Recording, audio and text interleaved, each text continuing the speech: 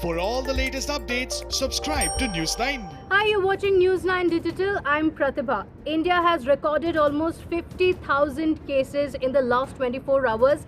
This is the highest single-day spike in fresh cases that we have seen until now. And what's even more worrying is that the cities, 10 major cities, are contributing to the big caseload of India in terms of coronavirus. Now, there are new hotspots of coronavirus, and now it is Bengaluru as well as Pune. The reason why I'm saying this is because the total number of cases being recorded in Bengaluru and Pune are now higher than the recoveries per day in these cities.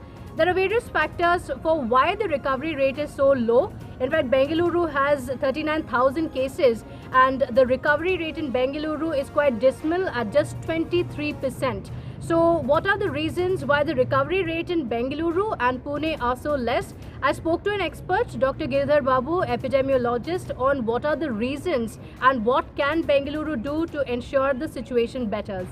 There are several delays in the entire care pathway. From the onset of symptoms to testing, from testing to reporting, from reporting to actually going and finding where these people are, then isolation, and then in terms of recovery. So each window needs to be addressed, and the major problem seems to be manpower and logistics and other resources, including testing kits. So the authorities in these urban areas need to prioritize this and improve it.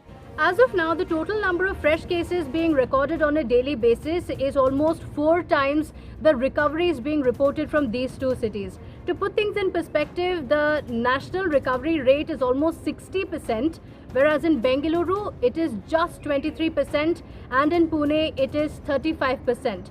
Now, Bengaluru is of a higher concern because of the doubling rate. In Bengaluru, the cases are doubling up much faster. It is currently doubling up in 9 days, whereas in Pune it's doubling up in 16 days. So why Bengaluru remains more in focus is because of the speed in which the cases are increasing in the city. There are various factors as to what went wrong in Bengaluru. Just a few weeks ago it was a model city, and now things have gone out of hand as soon as the unlock phase began. So what did we do wrong and what can we do now to ensure that Bengaluru recovers? Let's take a listen. There is no immunity from surge in cases. Every city with dense populations, with frequent movement of people who are infected from one place to another, will see surge in cases. In detecting those who are infected, we should be able to prioritize and save lives. So not having surge in cases is not the goal. Reducing the mortality is the goal. Comparing Bengaluru and Pune to the other metropolitan cities, until recently it was a nightmare in Delhi, Mumbai as well as Chennai. They were one of the worst affected cities. But now the total number of recoveries being reported from these three cities are higher than the total number of fresh cases that are being reported. So in some sense, Delhi, Chennai and Mumbai have been able to flatten the curve. What are the factors that went into it? Let's take a listen. The proportion of active cases are higher mainly because of the recent surge in cases in either Bangalore or cities such as Pune.